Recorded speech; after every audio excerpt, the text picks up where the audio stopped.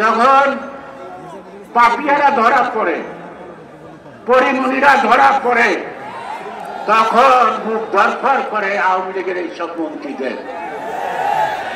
ঠিক কিনা? পত্রপত্রিকায় আমরা রেখেছি না, যারা ধরে তারা বিব্রত বোধ করে। কেন? তার নিজস্ব পেটোয়া বাহিনী দিয়ে বাস ট্রাক মালিকদের বাধ্য করে হরতাল দিয়ে প্রত্যেকটা সমাবেশকে ব্যর্থ করার অপচেষ্টা করেছে এবং জনগণ তার উচিত জবাব দিয়েছে। সকল বাধা অতিক্রম করে সবাই বুক ফুলে এই গণতান্ত্রিক আন্দোলনের ডাকে সারা দেশে সভা সমাবেশগুলিকে সফল করছে। আজকে সরকারের কাছে জানতে চাই, বিএনপির সমাবেশকে বন্ধন করার জন্য পোশাকে অপোশাকে প্রশাসনের, পুলিশ, বাস মালিক, ট্রাক মালিক, লেগুনা এগুলি বন্ধ করে প্রতিদিন বাংলাদেশের কত কোটি টাকা ক্ষতিগ্রস্ত করেছেন। আর সোহরাওয়ার্দী উদ্যানে বাংলাদেশের বাস মালিকদের থেকে বিনা পয়সায় কয় হাজার বাস আনলেন, জনপ্রতি 1000 টাকা খাওয়া ফ্রি, মাথায় টুপি, গায়ে গেঞ্জি, রাস্তার ফুটপাতের হকার আর গাড়ি চালানো যারা সহযোগী থাকে তাদেরকে বাধ্যতামূলক জোর করে, এবং পুলিশ বাহিনীর 30,000 লোক নাকি আপনারা জোর করেছেন। তাতে আপনারা কত টাকা খরচ করেছেন এর হিসাব জনগণকে দিতে হবে। রাষ্ট্রীয় কোষাগার থেকে টাকা লুট করে দলীয় কর্মকাণ্ড করছেন।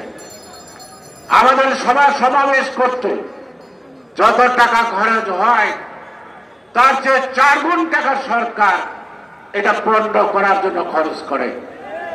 তারপরও সভা হয়, সমাবেশ হয় না, থামায় রাখতে পারে নাই। আমি যখন সভামঞ্চে আসছিলাম, আমাদের প্রিয় মহাসচিব জনাব মির্জা ফখরুল আলমগীরের সাথে এই মঞ্চে চারিদিকে আমি একটা আওয়াজ পাইতেছিলাম, যে একটা নাম ধরে খুব আওয়াজ পাইতেছিলাম, যেটা সকালে, বিকালে, রাতে, সন্ধ্যায় সবসময় কি করে কাকা করে না, কাকা করে না। হিন্দিতে একটা গান আছে, ঝুট বলে কাওয়া কাকে বলে না,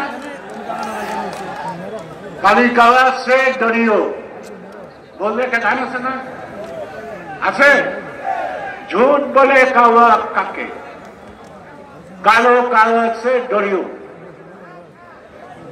হাম মরকে চলে যাऊंगी তো তাকিয়ে দেখো। মানে কি হাসিনা বলতেছে আর কি, এই কালো কাওয়ার থেকে সাবধান থাকো,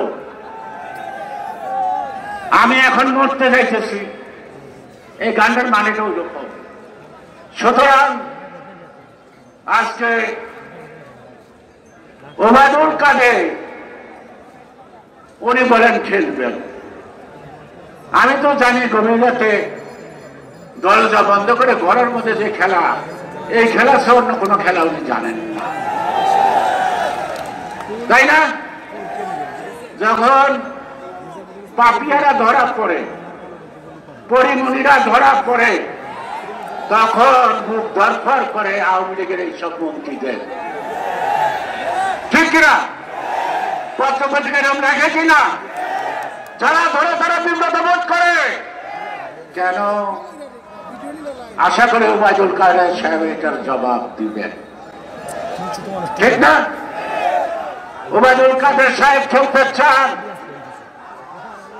খেলা আগে শিখেন, আনারি প্লেয়ারের সাথে বিএনপি খেলেন না।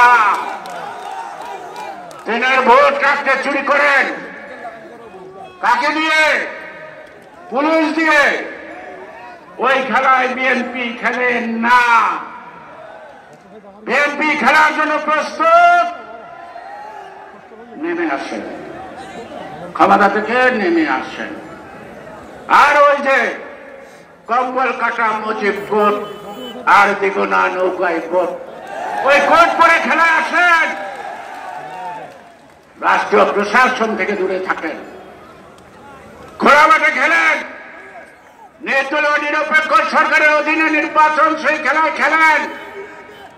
আমাদের এ ডিভিশনের প্লেয়ার লাগবো না,